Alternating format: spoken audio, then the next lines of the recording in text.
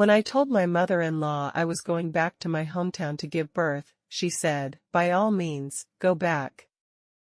I don't want to see your face." I was delighted from the bottom of my heart, as I was waiting for those words. "You won't have to see me anymore, rest assured. My name is Elizabeth, about to turn 28.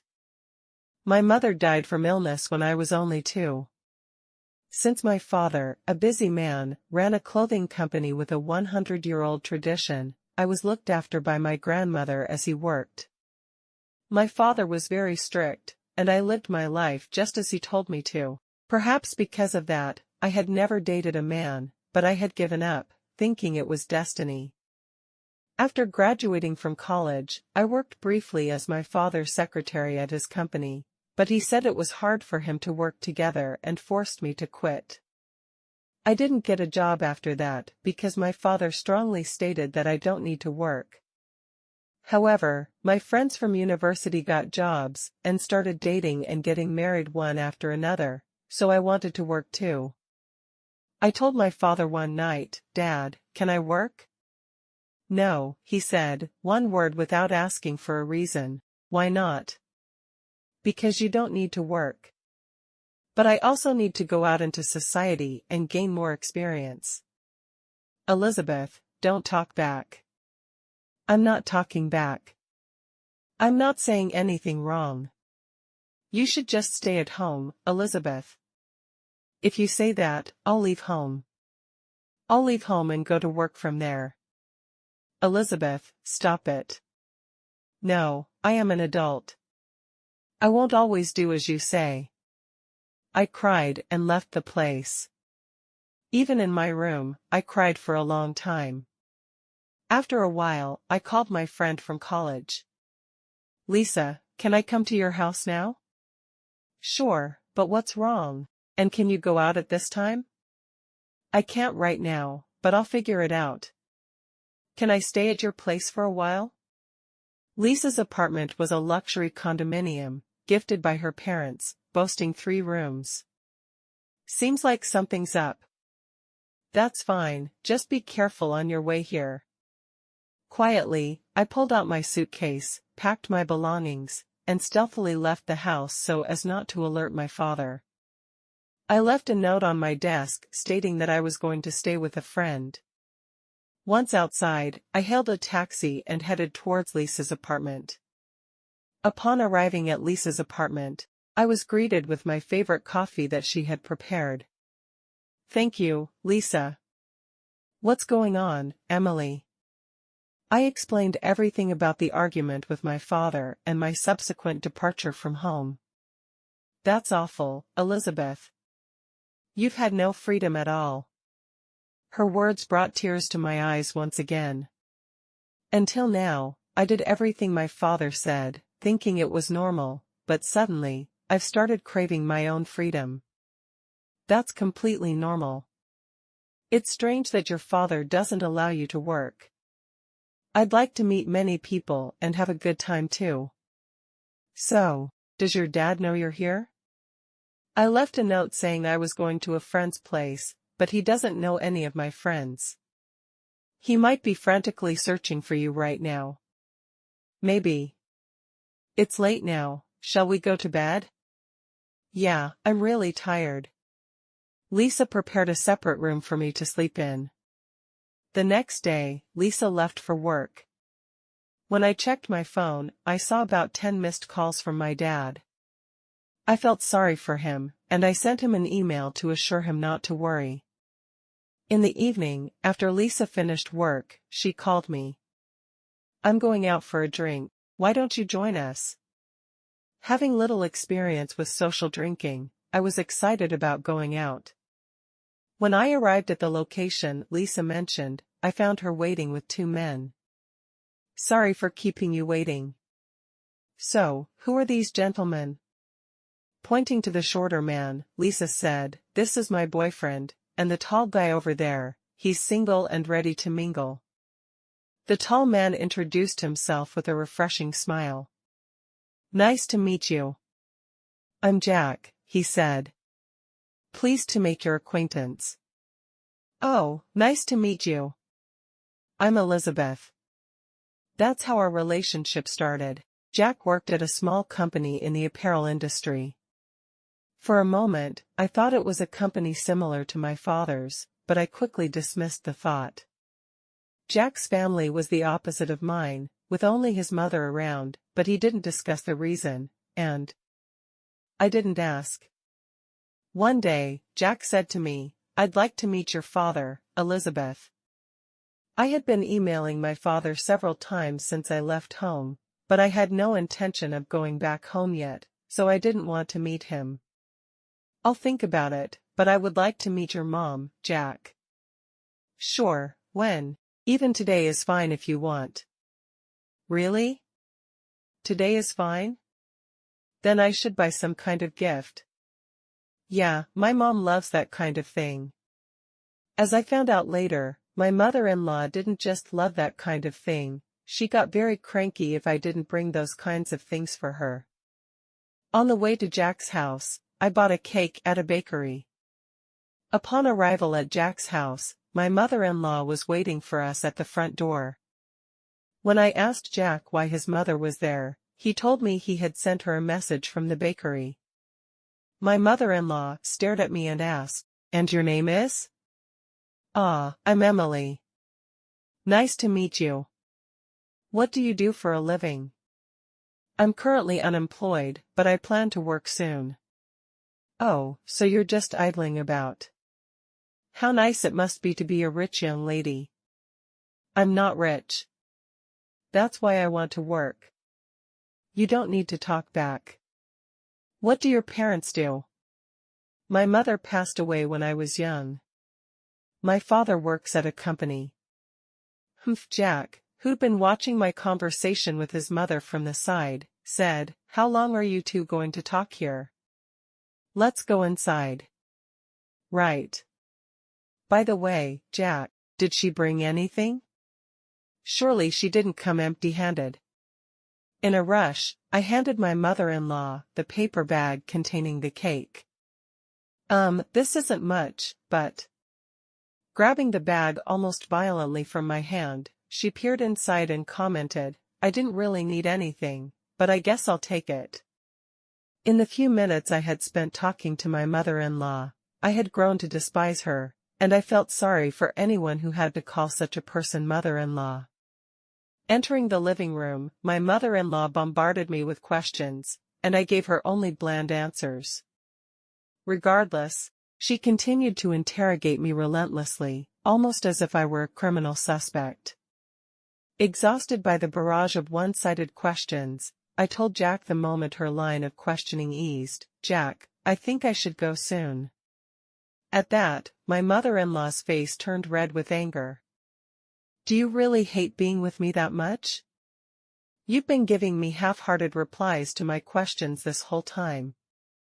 "Mom, please calm down," Jack interjected. "Why on earth did you bring such a rude woman here?" "There must be better women out there," my mother-in-law snapped. "What about me is rude, exactly? If there's something I should improve, then tell me so I can work on it," I retorted. That seemed to incense my mother-in-law even further. "You're quite cheeky, aren't you? All you have to do is answer my questions," she replied. "I've been answering everything you've asked." "You dislike me, don't you? I can see it in your face." I wanted to say yes, but I couldn't. "I'm just tired and would like to go home." "Well, aren't you audacious? I wonder what kind of education your parents gave you. They mustn't have been good parents. I would love to see what they look like." Hearing her badmouth my parents, I was overwhelmed with sadness and began to cry. "Oh dear, now you're crying for sympathy. If you want to go home so badly, then go.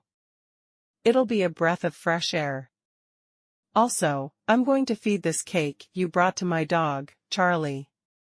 But Charlie is quite a pampered pooch, so he might not eat such a cheap cake," she said, laughing and pointing at the cake I had bought. "Mom, enough is enough," Jack intervened. "Jack, you really have no eye for women, she replied, causing Jack to frown and retort. Why are you always so argumentative? Can't you act more mature for once? Jack's sharp response caused his mother to lose her energy instantly. All I want is a good wife for you, Jack. I get that, but I'm an adult too, you know? I'm not a kid anymore, so I can handle my own stuff, Jack asserted. Hearing Jack's words, his mother's eyes filled with tears, and she left the room with a airy face. I decided to leave too, but Jack followed me and apologized. Elizabeth, I'm sorry for all the harsh words my mom said. She must be jealous, thinking she's losing me to you. I'll talk to her about this, okay? Please don't let this discourage you from coming again. I'm really hurt by what your mother said about my parents, Jack. I don't want to see your mother again, I replied, overwhelmed with sadness. I burst into tears, throwing myself into Jack's arms. Jack held me close, and after a while, suggested, how about we go somewhere now? Barely nodding, I left the house with Jack. Since Jack didn't have a car, we took the train and got off at a station by the beach. We sat on a bench on the sandy beach, staring at the sea for a long time. 2 months passed since then. I found out that I was pregnant. When I consulted Jack about it, he proposed, let's get married. We don't have to have a ceremony, but we'll make it official.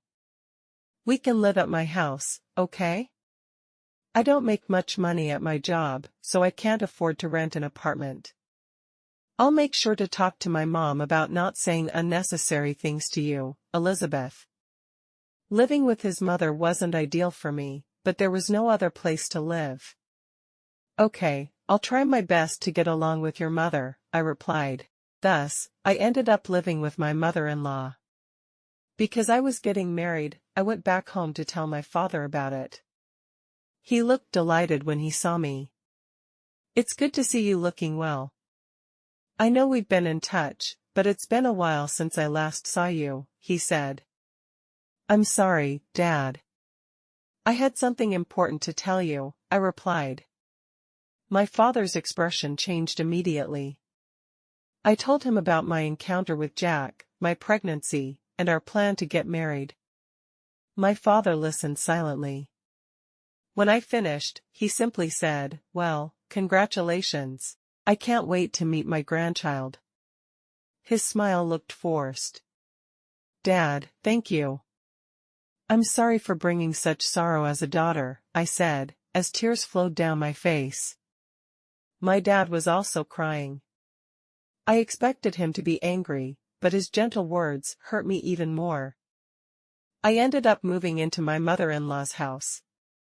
Lisa, who had been taking care of me ever since I left my home, said to me, you better show me your cute baby's face soon. Yeah, of course. And you should get married soon too. I want to get married soon too, but he just won't make up his mind. But I think it'll work out somehow. Let's go out for dinner together again. I planned to move on Sunday, but my mother-in-law said it was a bad luck day. I changed it to Saturday. The move was completed safely on Saturday morning. While the movers were carrying my belongings, my mother-in-law just stood there watching them.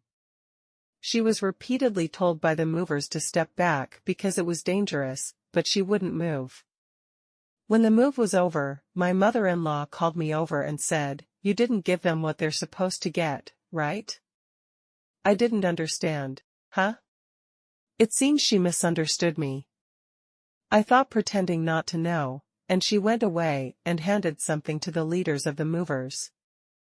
Seeing that, I understood what she was saying. But when she came back to me, she said, Elizabeth, dear, it seemed like you didn't want to part with your money, so I gave it for you. Of course, you'll pay me back later. She then told me an absurd amount of money. It was way beyond what was generally considered reasonable. So, I said, you gave them that much? Oh dear, it was that bad? It's not bad. But I think the amount was a little too much. It's the thought that counts in these situations. If you skimp, you'll be cursed. I'm not saying I'm skimping. I didn't say anything more, because I knew it would lead to another argument. My mother-in-law had this face, saying, "I'm right, no matter what you say." That's when Jack showed up and said to my mother-in-law, "Mom, what's up? What did you say to Elizabeth?" "Just nothing," my mother-in-law replied succinctly, then walked off. "You okay?" "I told her not to mess with you, you know," Jack reassured me. "Thanks." Deciding not to mention to Jack that I almost had another argument with my mother-in-law, I knew if I did, he might mention it to her, causing her to grow even more hostile towards me. After moving in, my mother-in-law barely spoke to me, obviously avoiding me. There were even weeks when she wouldn't utter a word to me, and those days were bliss. One day, Jack brought home some work documents in an envelope. It was marked with a company name, Star Textiles Incorporated, and that made me gasp. That was a name I had heard many times during my time working for my dad's company. They were one of our subcontractors. "Is this your company's envelope?" I asked Jack. "Yeah, why?" "I was just wondering. I just realized that I didn't know much about your company." I didn't tell him that his company was a subcontractor to my father's. For some reason, I felt it was better not to say anything.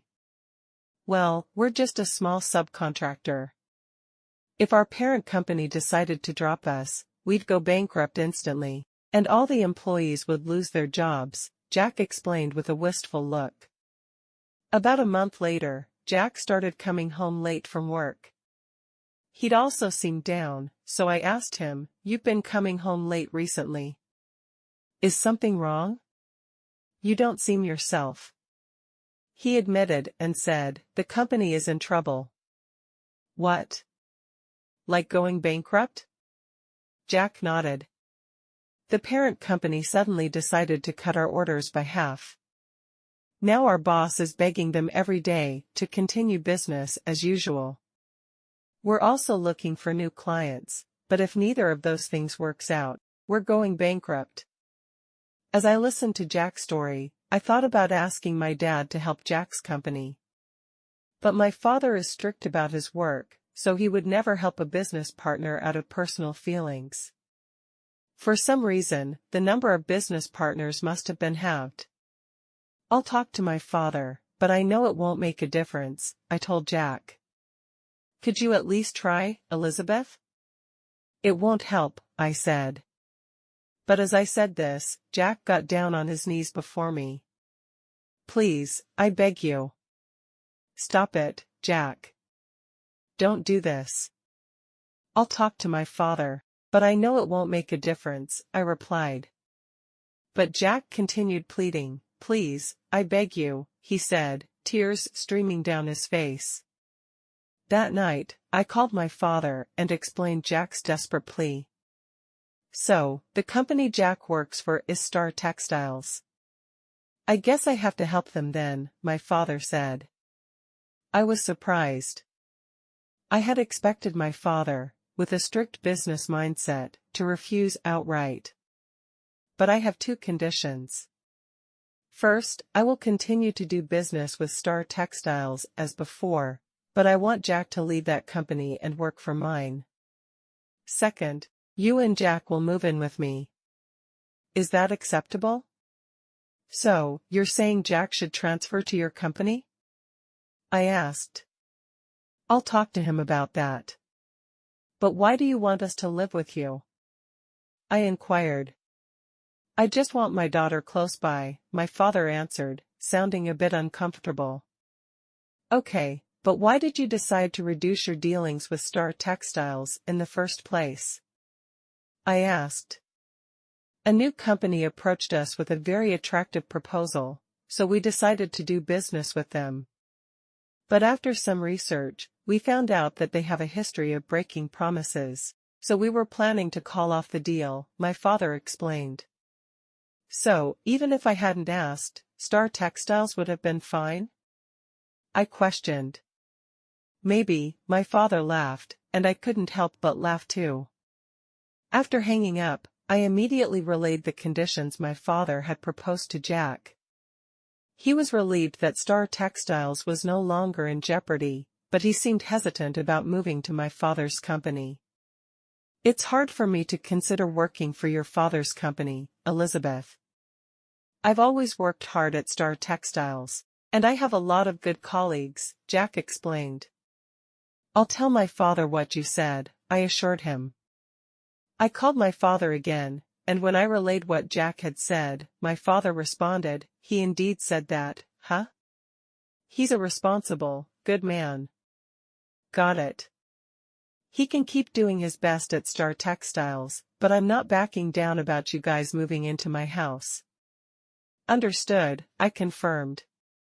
After the phone call, Jack was overjoyed when I told him what my dad had said. I told Jack, just remember, don't let your mother know about my father's company. If she finds out, she'll start nagging again. Right, got it, Jack replied. Several weeks later, I decided to go back home for the birth of our child.